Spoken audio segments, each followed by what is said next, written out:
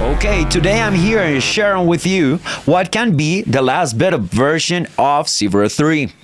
And like many of you out there, myself included, I'm missing the gray and green layout here.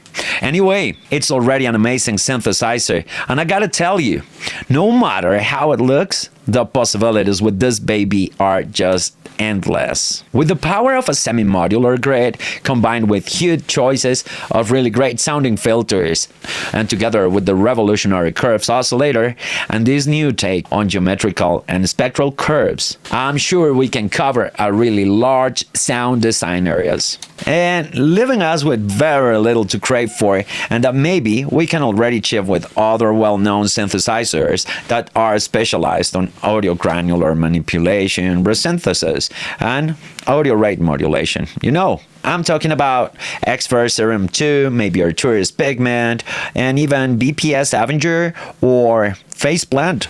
And who knows, maybe in the future it could be implemented to make it a well-rounded, all-in-one working horse. Or maybe we can have the great luck to live up to enjoy Urs' take on a granular resampling kind of synthesizer. I don't know, the gray on gray, it looks a little flat, but the way the filters look is just fantastic. And graphically, it gives you some ideas of the result that you will achieve with your choice. And the chance to choose the way of representation for the modulation sources are attached to their targets is really cool.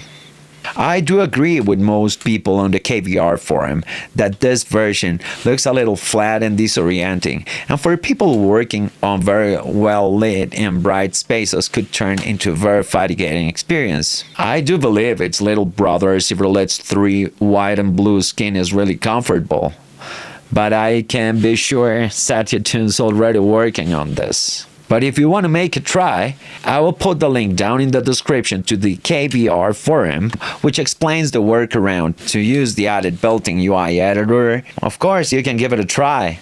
I'll paste it there so you can give it a shot. So there are many things that we can get used to, and as Urs himself quoted, it's time and you have to be strong now. But he promises that we will end up loving this interface. So let's hold tight and bear with him until it's fully done. And so for now, and as this is the last beta version, and according to what Urs posted on the forum himself, the beta license will last until July.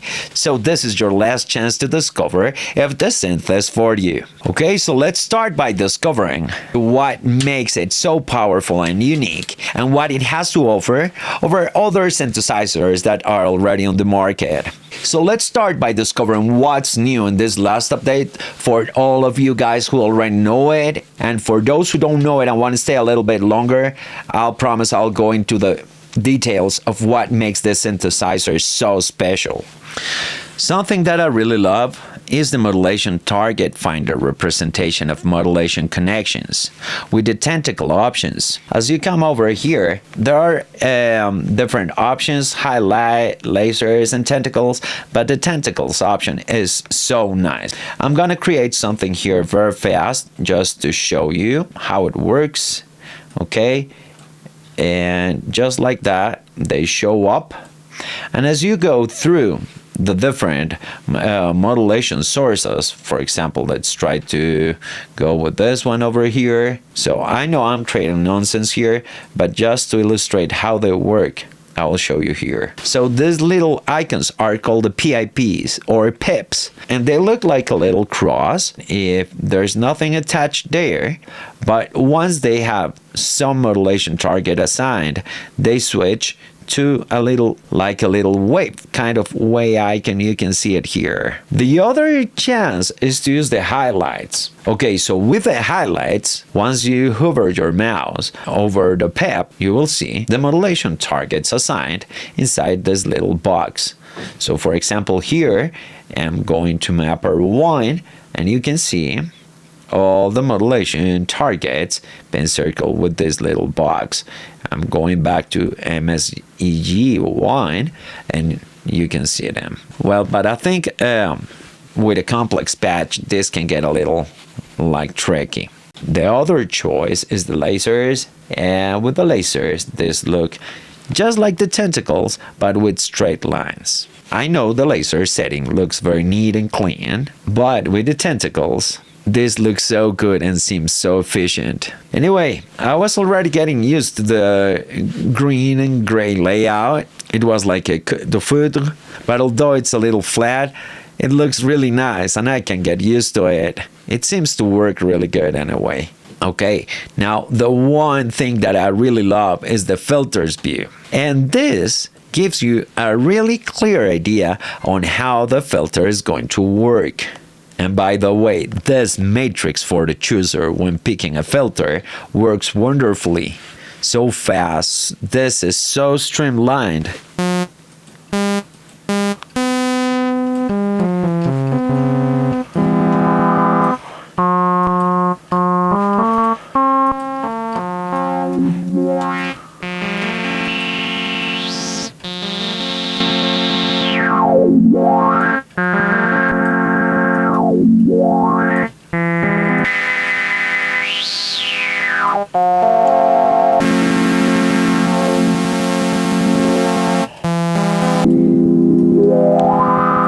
This is so streamlined to just find the sound that you really want. For sound design, I cannot think of a better option. Congratulations for this achievement, guys. I really love this.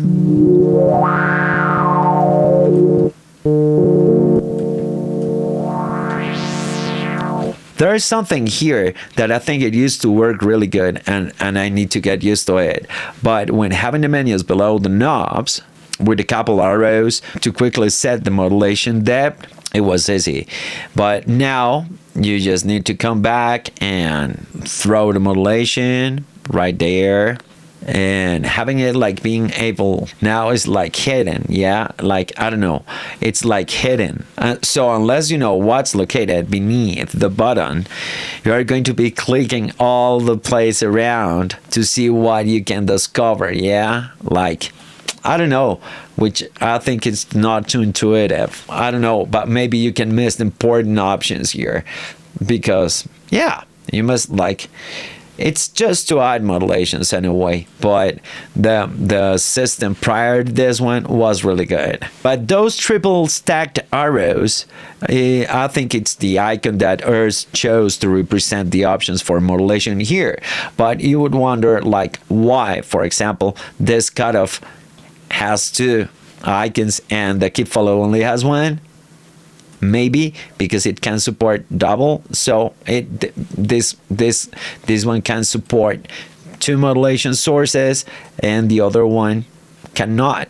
Maybe that's something you need to start like interpreting and learning, but yeah, I think it's something that it's not too intuitive, and I think it's less intuitive for a person that didn't work with Zebra3, for example, like a newcomer.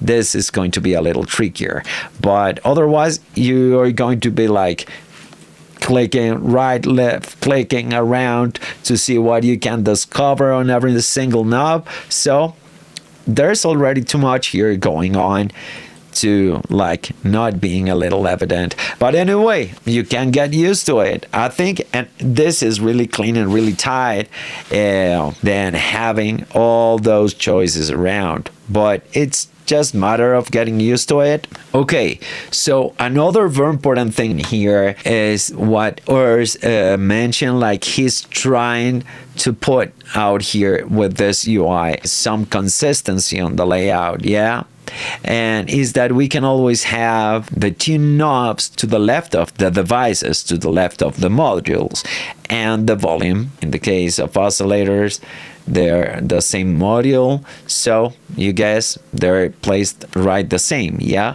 But for example, if I'm having a modal resonator, I can have a tune located to the left and the volume located to the right, which really can boost your workflow, yeah. Like, and for obvious reasons, this will like train you to work really quick, like not trying to guess, but you already know that if you're searching for volumes, you're going to be going to the right. If you're searching for tuning or pitch, you're going to be looking to the left of the modules. Well, in this case, for example, of the FMO module, it's a little different But as you can see here, for example, on the oscillator, there's no triple arrow icon. So you would be like guessing, okay, how can I modulate this? There's already a little icon here showing there's a modulation source there, but like, so it's something that still like needs a little time to adapt yourself to this. But anyway, I think it's so beautiful and so well designed that maybe wondering if having the chance of getting more contrasting colors, I don't know, it'd be amazing. So going back to discussing, like, he was talking about consistency, but this is something that still needs to be worked out. I love the triple arrow icon idea, but until you discover or you memorize what is where, you will always need to be left or right clicking everywhere around to see what you find there, to discover how you can work out your modulations. Anyway, don't forget that just from the pep, you come and throw it everywhere and you will see how it works.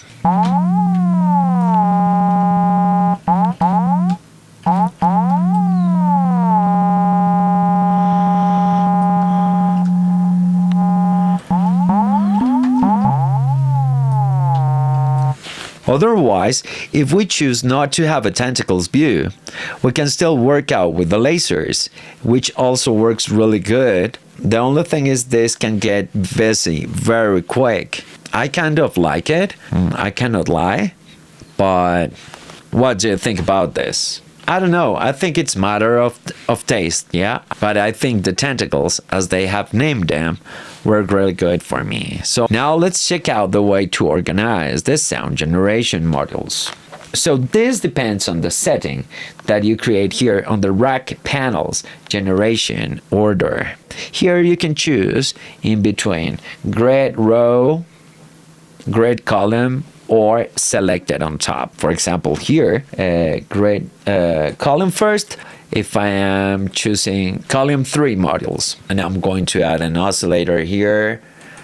Okay, so they're coming over here. I'm on the 3rd column. If I pick oscillator 1, it's taking me on top because the vertical order corresponds to the columns. So these devices are part of column 1, these devices are part of column 2, and these devices are part of column 3. Yeah? Okay, that's the order. Now let's see row first. So in this case, as I have, let me move oscillator 1 3rd, and maybe let me move the filter below so you can see what this means. Okay, so now here on top I'm going to have oscillator 2 and model resonator 1 as they are part of the 2nd row, 1st row having it empty. So here I have oscillator 2 and model resonator 1. Then it will come FMO2, then it will go to oscillator 1, which is on the 4th row, and then I'll have oscillator 3, and finally the filter 1. Yeah, the order is now set by the rows. This kind of way of distributing or organizing the layout of modules, it's really helpful. It's really valuable. So again, guys, thank you for this one.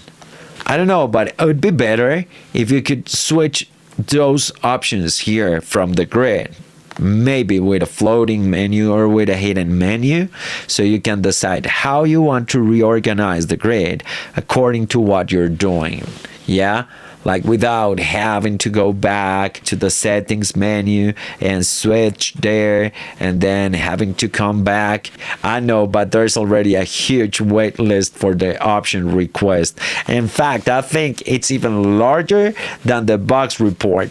So but I'm sure this is definitely a nice option to have. Anyway, guys, thank you very much for taking account the way to organize the grid, which is like really appreciate it. So, and I don't know, but if you haven't made up your mind and you're still like wondering what would you find in this kind of demo beta version, I will quickly play some of the presets and go over some of the more outstanding features.